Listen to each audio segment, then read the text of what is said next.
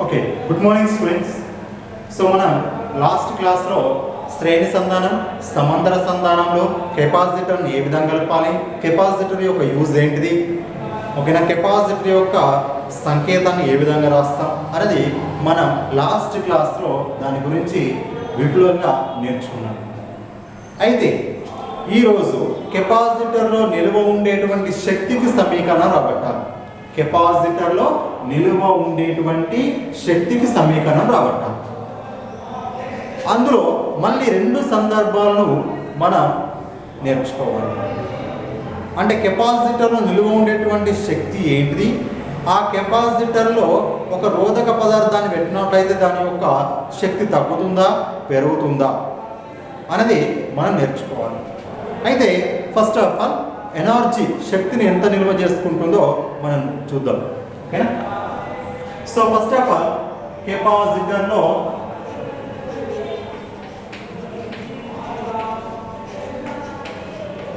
నిల్వ ఉండే శక్తికి సమీకరణం రాబట్టాలి. ఓకేనా. కెపాసిటర్లో నిల్వ ఉండేటువంటి శక్తికి సమీకరణం రాబట్టాలి. సో దాని కొరకు మనం ఏమి తీసుకున్నాం సార్ అంటే, ఫస్ట్ ఒక కెపాసిటర్ తీసుకుంటున్నా. ఓకేనా, ఒక కెపాసిటర్ తీసుకుంటున్నా. ఈ కెపాసిటర్ అనేది దీని యొక్క కెపాసిటెన్స్ ఎంత సార్ అంటే సి ఉన్నటువంటి ఒక కెపాసిటర్ తీసుకుంటున్నా. ఫస్ట్ ఆఫ్ ఆల్ ఒక కెపాసిటర్ తీసుకుంటున్నా. ఆ కెపాసిటర్ యొక్క కెపాసిటెన్సీ ఎంత సార్ అంటే సి. ఓకేనా. దాని యొక్క పొటెన్షియల్ భేదం, పొటెన్షియల్ తేడా, ఓకేనా. సో పొటెన్షియల్ తేడా వీని అంటే, సో మనకు దానికి బ్యాటరీ కనెక్టేషన్ అనుకుందాం. ఓకేనా. సో దీని బ్యాటరీ కనెక్టేషన్ అనుకుందాం. ఛార్జింగ్ తీసుకుంటూ ఛార్జ్ తీసుకుంటూ ఉంటుంది. దీన్ని తీసుకొచ్చేసి first of all empty capacity.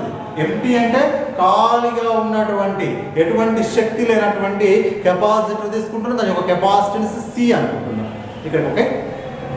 Next మనం ఏం చేస్తున్నాం, ఒక బ్యాటరీని కనెక్ట్ చేస్తున్నాం. ఎందుకు సార్, అది శక్తి నిల్వ చేసుకోవాలి కాబట్టి బ్యాటరీని కలిపాను.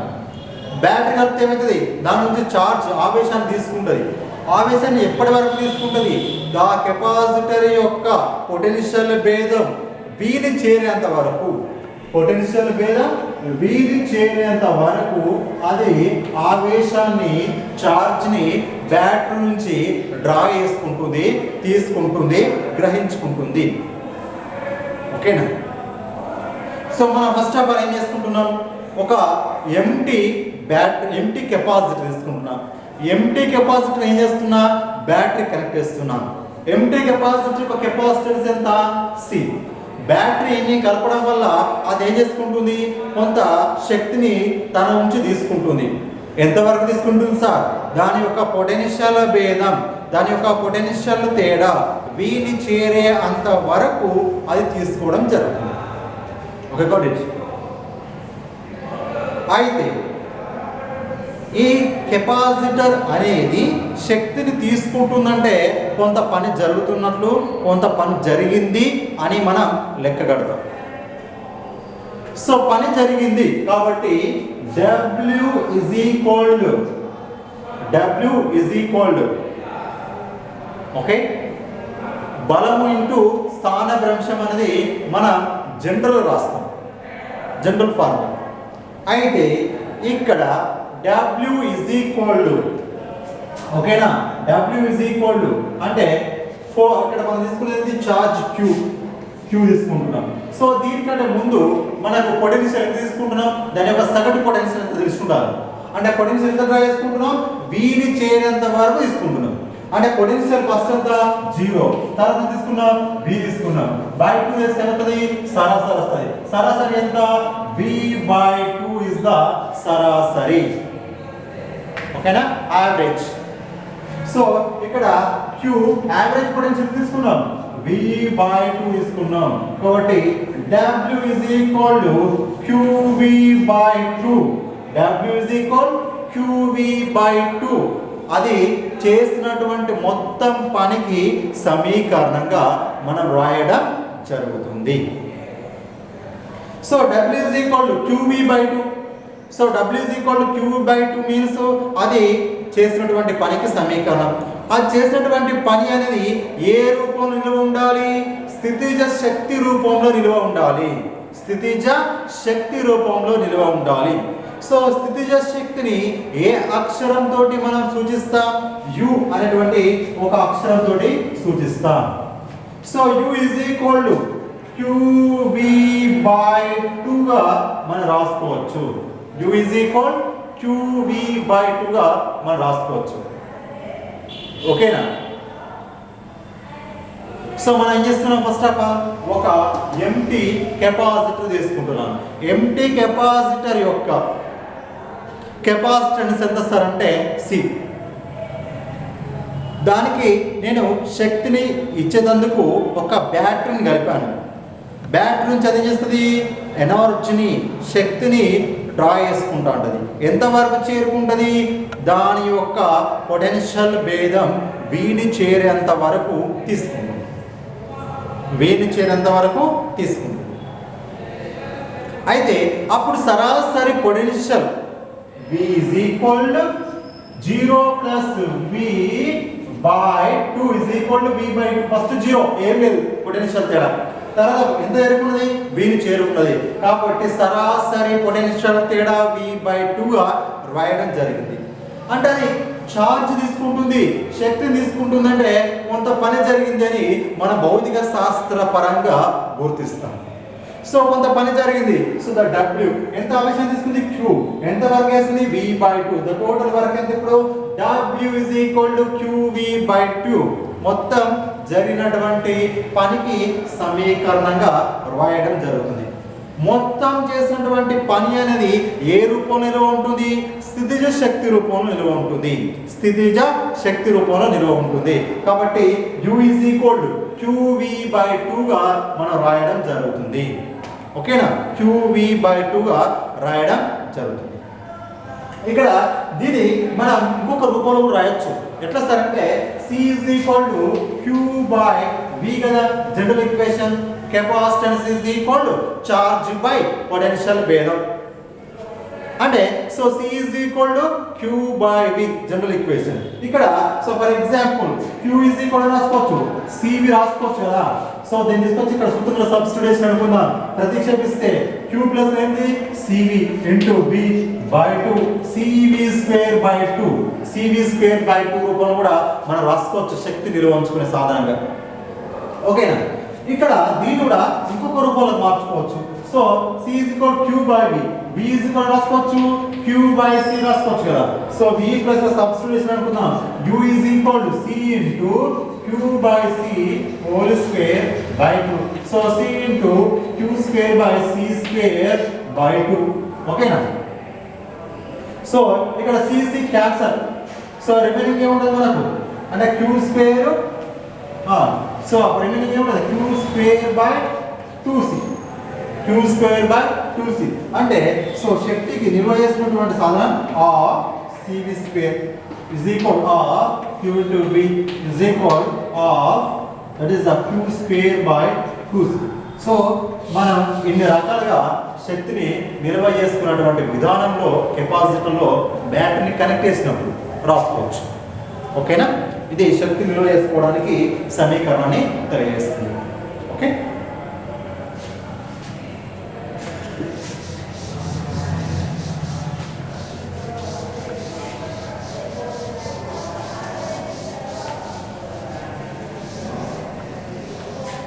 రైట్. సో నెక్స్ట్ వన్, ఇప్పుడు కెపాసిటర్లో ఎంత శక్తి స్టోర్ అయిందానికి సమీకరణం రాబట్టడం జరిగింది. దీనిలో రెండు సందర్భాలు ఉంటాయని ఇంతకుముందు చెప్పాను. సో మొదటి సందర్భం ఏంటి సార్? బ్యాటరీని ఇంతకుముందు కలిపినాం కదా, ఇప్పుడు బ్యాటరీని ఏం చేస్తున్నా సార్? డిస్కనెక్టెడ్ చేస్తున్నాను, తొలగిస్తున్నాను. దేనికి? కెపాసిటర్కి. ఓకేనా? సో ఫస్ట్ కేస్, ఫస్ట్ సందర్భం రాస్తున్నాను. మొదటి సందర్భంలో ఏం రాస్తున్నాం సార్? సో బ్యాటరీని తొలగించి బ్యాటరీని తొలగించి ఒక రోధక పదార్థాన్ని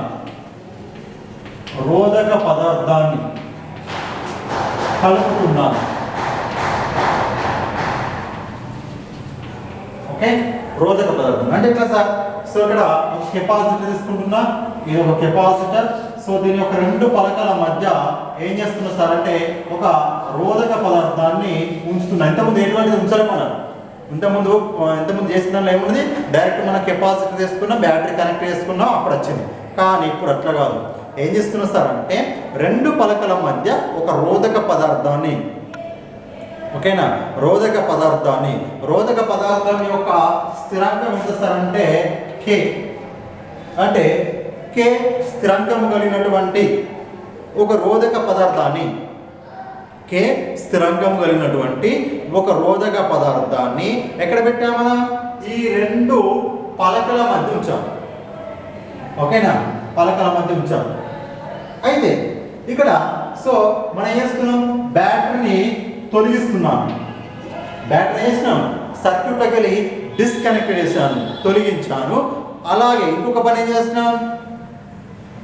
అంటే రోధక పదార్థాన్ని, కే కాన్స్టెంట్ స్థిరం కలిగినటువంటి రోధక పదార్థాన్ని రెండు పలకల మధ్య ఉంచి బ్యాటరీని తొలగించినప్పుడు దానిలో నిలువ ఉండేటువంటి శక్తి ఏమవుతుంది అన్నది ఇక్కడ సమీకరణం రాబట్టాలి.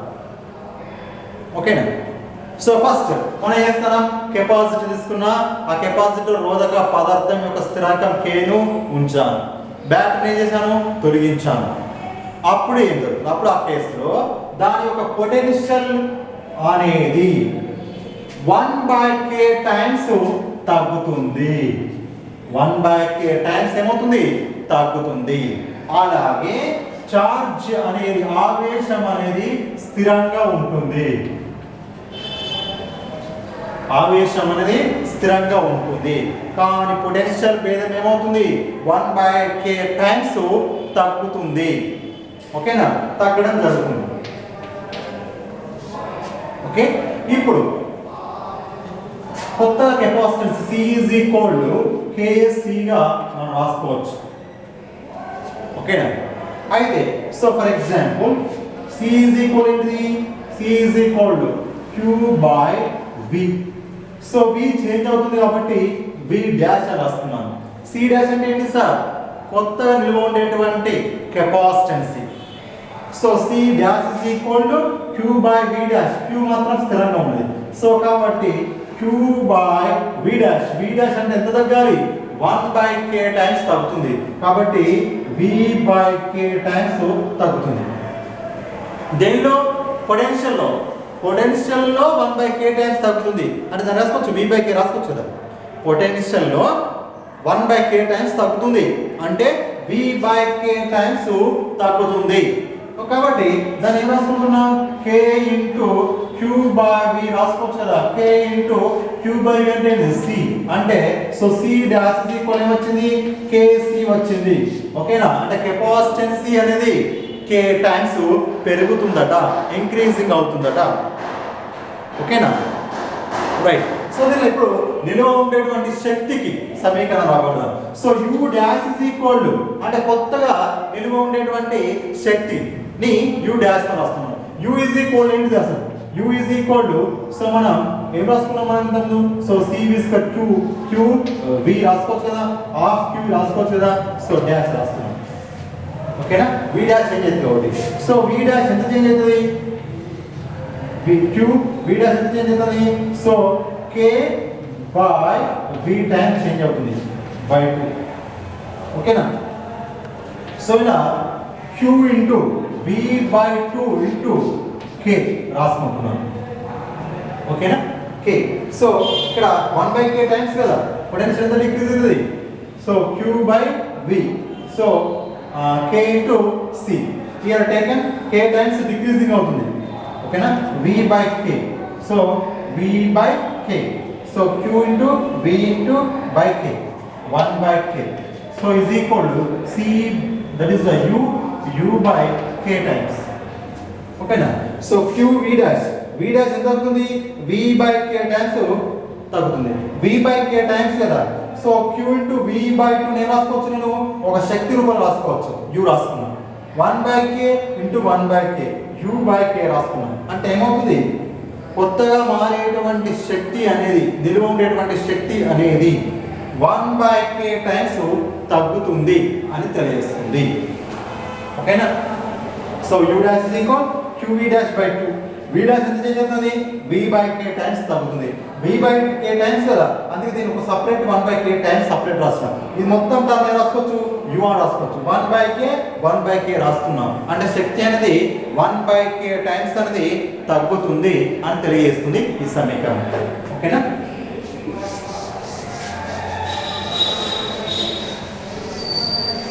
రైట్. సందర్భం ఇప్పుడు 2 చూద్దాం. సెకండ్ కేస్, బ్యాటరీని చేస్తుందో తొలగించాం కదా, ఇప్పుడు కనెక్ట్ చేస్తుంది. బ్యాటరీని కలుపుతున్నాను, బ్యాటరీని కలుపుతున్నాను. రోధక పదార్థాన్ని కూడా మనం కలుపుతున్నాం. అయితే సో బ్యాటరీని కలపడం వల్ల దీనిలో కెపాసిటర్ యొక్క 2 పలకల మధ్య రోధక పదార్థాల నుంచి బ్యాటరీని కలపడం వల్ల దాని యొక్క శక్తి ఏ విధంగా మారుతుంది ఇక్కడ చదువుకుందాం.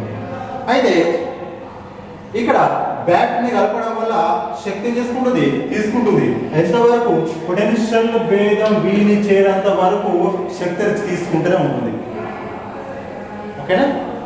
అంటే సో ఎనర్జీ ఎంత వస్తుంది సార్ అంటే, so C dash is equal K into C times పెరుగుతుంది కెపాసిటెన్స్ అనేది. ఓకేనా? సో ఇప్పుడు C dash is equal Q by V. So Q dash by V ఎంత, పొటెన్షియల్ భేదం వీని చేరేంత వరకు అది బ్యాటరీ నుంచి తీసుకుంటుంది కాబట్టి V constant. So Q dash ఎంత చేంజ్ అవుతుంది, so Q dash is equal K into Q. Okay, so Q dash is equal K into Q by V. So K into Q by V is equal K into C రాసుకుంటున్నాం. Okay, అలాగే so దానిలో నిల్వ ఉండేటువంటి శక్తికి సమీకరణం రాబట్టాలి. So దానిలో నిల్వ ఉండేటువంటి శక్తికి సమీకరణం రాబట్టాలంటే U dash is equal so మనం రాసుకోవచ్చు U is equal Q V dash V. V is a constant. Potential భేదం స్థిరంగా ఉంటుంది. ఎందుకు అంటే ఆ బ్యాటరీ నుంచి తీసుకునేటువంటి మొత్తం వీని చేరేంత వరకు. సో ఆ Q డాష్ అంటే ఎంత, KQ. So KQ into V. So దీన్ని సపరేట్ రాస్తున్నాను. ఏం రాస్తున్నాను సార్ అంటే హాఫ్ QV ఇంటూ K రాసుకుంటున్నాను. హాఫ్ QV అంటే ఏంటిది, U రాసుకోవచ్చు కదా, U ఇంటూ K అంటే U డాష్ ఇస్ ఈక్వల్ ఏమొచ్చింది, U ఇంటూ K అంటే శక్తి అనేది K టైమ్స్ అనేది పెరుగుతుందట రెండవ సందర్భంలో. ఓకేనా? సో శక్తి అనేది అంటే అందులో నిల్వ ఉండేటువంటి శక్తి అనేది పెరుగుతుంది. Okay, got it. సో ఈ సందర్భంలో మనం చేస్తాం U dash is equal half Q dash V. Q dash is equal ఎంత, KQ. దీన్ని సపరేట్ రాస్తాను, K పక్కకు రాసుకున్నాను. సో ఇది మొత్తం నేను రాసుకోవచ్చు, U అనేటువంటి అక్షరంతో రాసుకోవచ్చు, U into K. So U into K అంటే K టైమ్స్ అనేది శక్తి పెరుగుతుంది. ఓకేనా? ఈ 2 సందర్భాల్లో మనం నేర్చుకోవడం జరిగింది.